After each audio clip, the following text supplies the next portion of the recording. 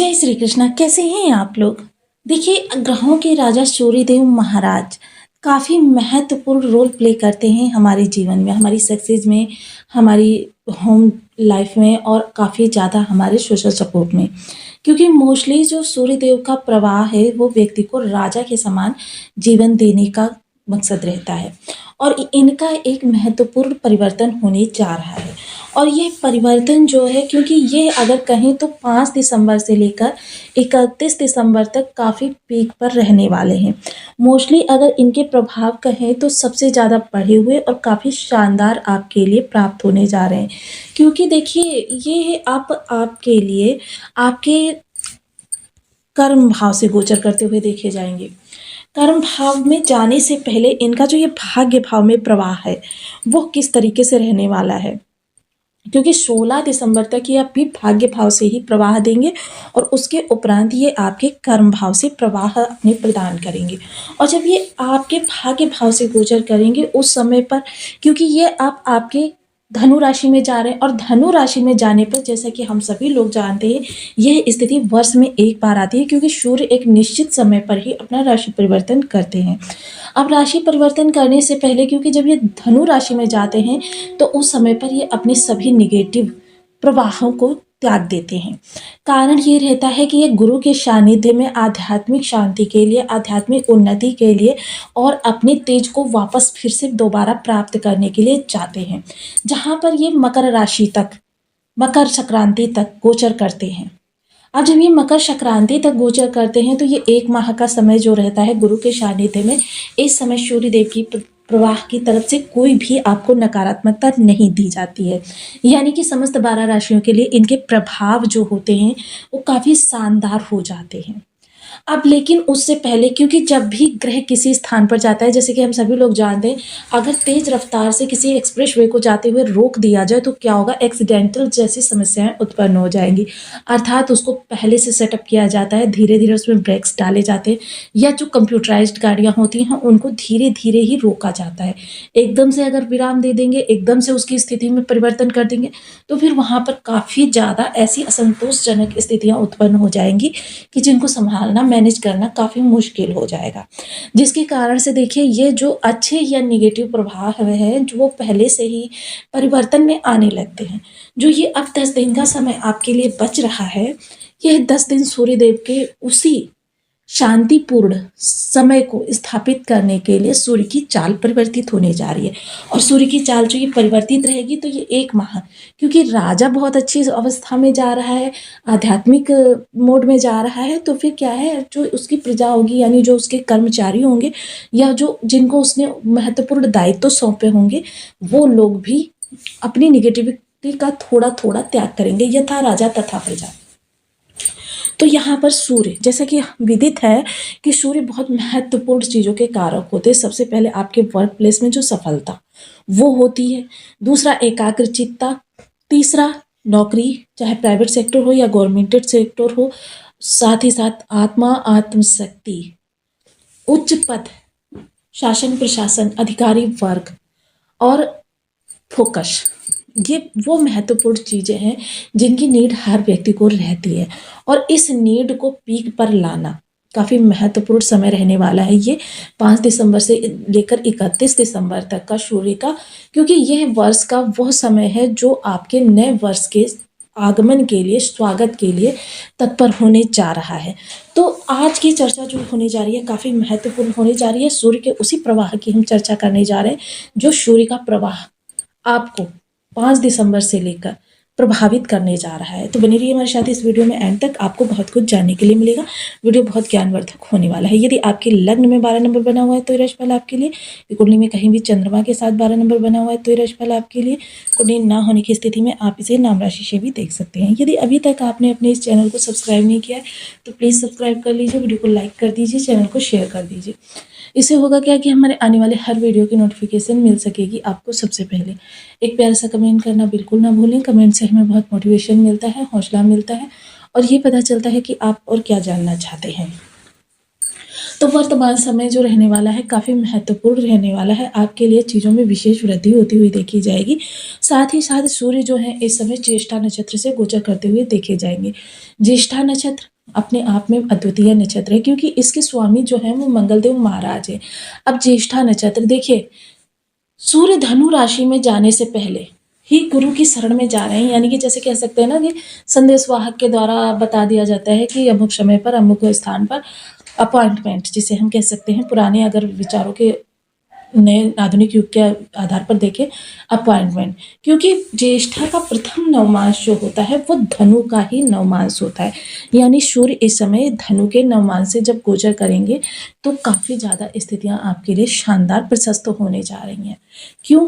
क्योंकि आपके लिए सूर्य देव का प्रवाह जब धनु राशि से होगा तो यहाँ पर आपके लिए कर्म से संबंधित आपकी लगन, आपका जोश, आपका उत्साह और आपकी आत्मशक्ति, आत्म प्रेरणा, क्योंकि जब तक आप स्वयं अपने अंदर ठानते नहीं हैं, आपके अंदर कॉन्फिडेंस नहीं होता है, किसी भी कार्य को करना असंभव होता है।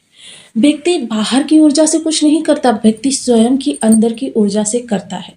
जब उसकी ऊर्जा उसका साथ देती है, उसके चीज़ों को आगे बढ़ाती है, तभी वह सफलता की श्रेणी में कदम रखता है।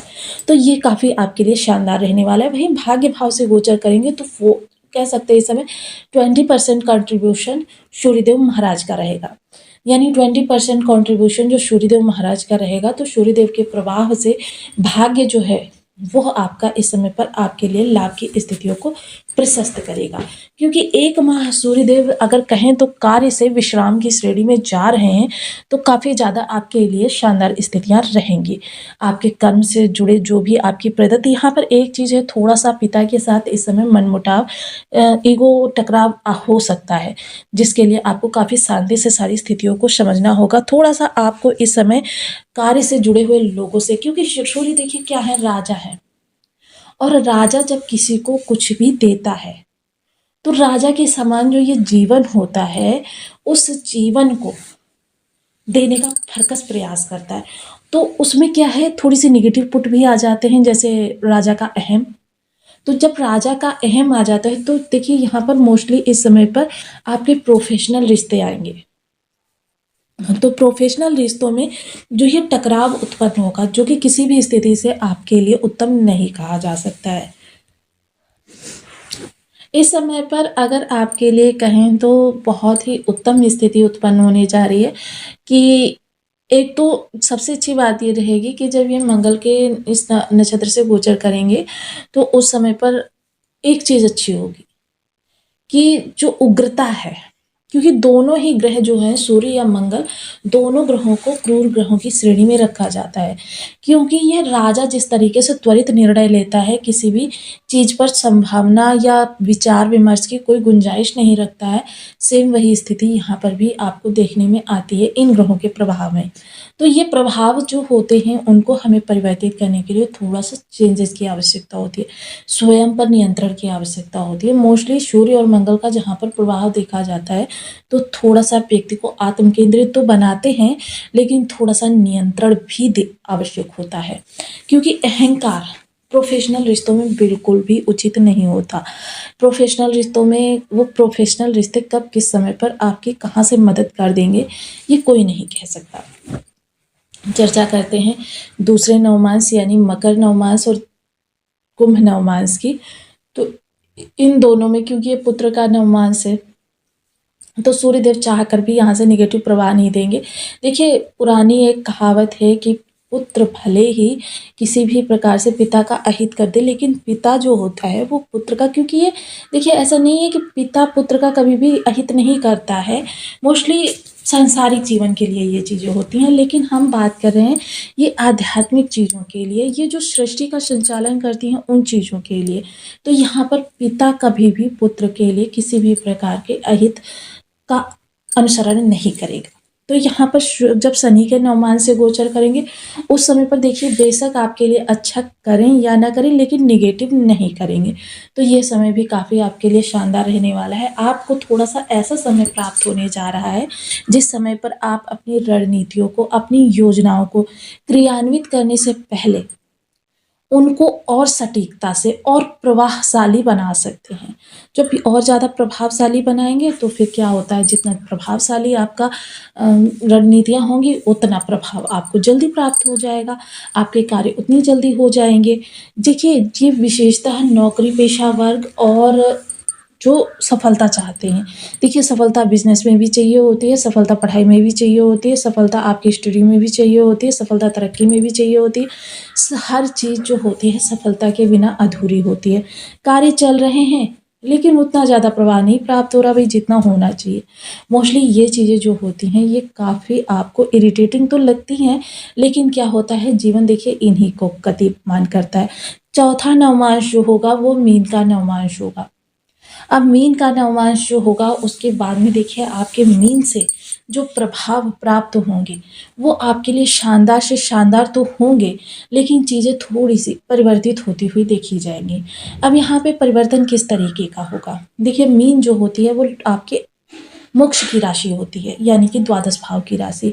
कालपुरुष की कुंडली के अनुसार देखें तो मीन द्वादश भाव में पड़ती है और द्वादश भाव को इन्हेंस करती है। यानी कि यहाँ पर आपकी समस्या, देखिए समस्या बेशक ऐसा नहीं है कि समस्त समस्याएँ समाप्त हो जाती हैं।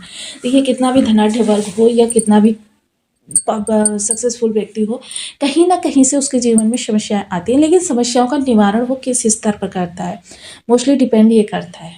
ऐसा नहीं है कि आप किसी चीज़ को या किसी कार्य को इतना ज़्यादा प्रवाह दे दें, लेकिन क्या होगा, हर समस्या का समाधान करना और वो भी शांति से और न्यायोचित तरीके से, ये आपकी विशेष प्रवृत्ति होगी। अब हर समस्या देखिए आपके घर से ही निकल कर आए ऐसा ज़रूरी नहीं होता, क्योंकि यहाँ पर सूर्यदेव महाराज जो हैं आपके भाग्य भाव से गोचर कर रहे हैं, तो ये 12 भावों को इन्हेंस कर रहे हैं। मोस्टली कहीं से भी समस्या निकल कर आ सकती है, तो थोड़ा-सा यहाँ पर आपको अपने ईगो को साइड में रखना है और थोड़े अपने क्रोध को, क्योंकि ईगो ही वो चीज़ होती है जो क्रोध की जड़ कही जाती है। तो ईगो को थोड़ा-सा साइड में रखकर अगर आप चीज़ों को मैनेज करेंगे तो सबसे ज़्यादा अच्छे